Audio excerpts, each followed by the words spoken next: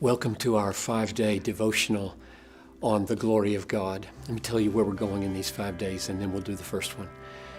We want to talk about why God created us. Secondly, we want to talk tomorrow about our failure to live up to why He created us. Third, we want to talk about Christ coming into the world to reveal the glory of God, to save us from our failure to glorify God. Fourth, what does a life look like to glorify God once you have been rescued by Him? And then fifth, what's the consummation of all things for the glory of God? So all of those relate to the glory of God. So here's number one for you to take away today. God created us for His glory. This is Isaiah 43, verse 7. Bring my sons from afar, my daughters from the ends of the earth, everyone whom I created for my glory. Which doesn't mean that He created us to increase His glory, but to display and to offer His glory to us as a gift for our enjoyment. Which means then that you go over to 1 Corinthians 10:31, text that my mom and dad always shared with me when I was a kid. Johnny, whether you eat or drink or whatever you do, do all to the glory of God.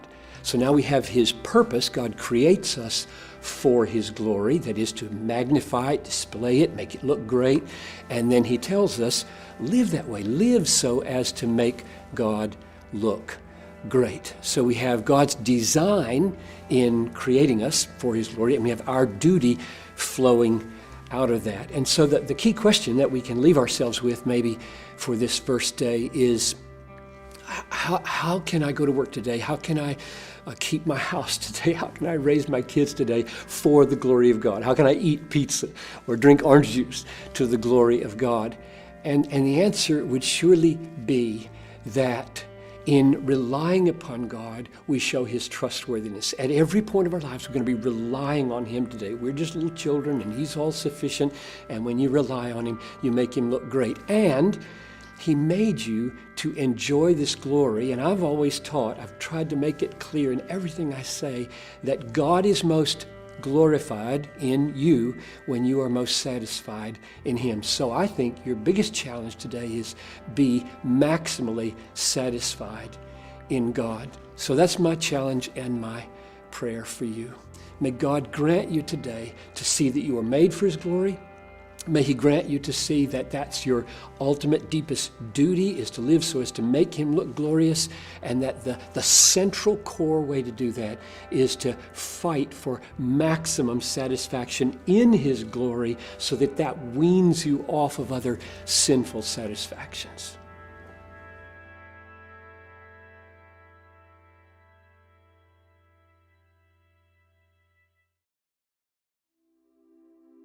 Welcome back to our 5-day devotional on the glory of God. Yesterday we talked about God creating us for His glory and our therefore having the duty to live for His glory. And now we shift over to the bad news today, and that is Romans 3:23, where there is no distinction, for all have sinned and fall short of the glory of God. So Paul makes the connection between sin and the glory of God, and he uses this word fall short, which literally is all have sinned and lack the glory of God. They don't have it. And I want to ask, in what sense do all of us sinners not have the glory of God? And I don't think it's primarily in terms of I'm not as glorious as I should be, like I'm not a God right now, I'm just kind of an ordinary human being.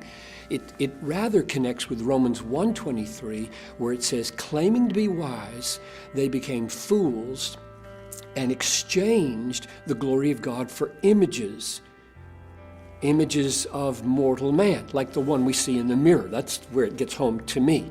So I think 3:23 of Romans is explained by 1:23, and that the essential explanation is we were made to love the glory of God, be satisfied with the glory of God, reflect the glory of God, and we looked at it and we said, I think I like what's in the mirror more than I like God. So I'm going to devote all my time to improving myself and living for myself. That's the essence of sin. So understanding the glory of God as the goal of creation reveals to us the seriousness of our sin. In fact, if you keep reading in Romans, you get to chapter 6, the wages of sin is death, and that's eternal death. So let me leave you today with the bad news. I know this is not great. We don't like to go off to work or do our business during the day with bad news. But I think you can hear the way out of this, because God's going to break in tomorrow. But right now, let's just ponder the various ways in which we have exchanged. We've contemplated the glory of God, whether to live for that, whether to love that. And then we've looked at other things and we've said, no, I think I prefer other things to the glory of God. That's the essence of sin. And that's why we and the world are in as much trouble as we are.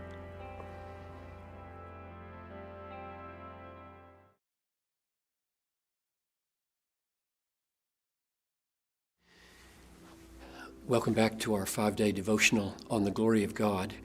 Day 1, we saw that God created us for His glory and therefore we should live for His glory. Day 2, we saw that according to Romans 3:23 and 1:23, we've all failed to do that, all of us, no exceptions on the planet. And today we turn to God's act to save us from the mess we've gotten ourselves into for our love affair with the glory of man over the glory of God. And 1 Timothy 1:15, this is a true and faithful saying that Jesus Christ came into the world to save sinners, to save people who've trampled His glory in the dirt. And then make the connection this way. 2 Corinthians chapter 4, verse 4, the God of this age, that's Satan, has blinded the minds of unbelievers to keep them from seeing the light of the gospel of the glory of Christ, who is the image of God. So there the gospel is called the gospel of the glory of Christ. So what happens is that God, in sending Christ to die in our place, not only rescues us from the failure to live for His glory, in that very moment, He is displaying the apex of His glory. The most glorious thing God has ever done or ever will do is love us by sending His Son to vindicate His glory and rescue us from the failure to live for His glory. Let me give you one other text that just drives home the beauty and glory of this salvation. There is therefore now no condemnation for those who are in Christ Jesus. For the law of the Spirit of life in Christ Jesus has set me free from the law of sin and death. For what the law could not do, weak as it was through the flesh, God did. Now here it comes. God did. Sending His own Son in the likeness of sinful flesh, He condemned sin in the flesh. Now, whose sin did He condemn? Jesus had none. It was mine.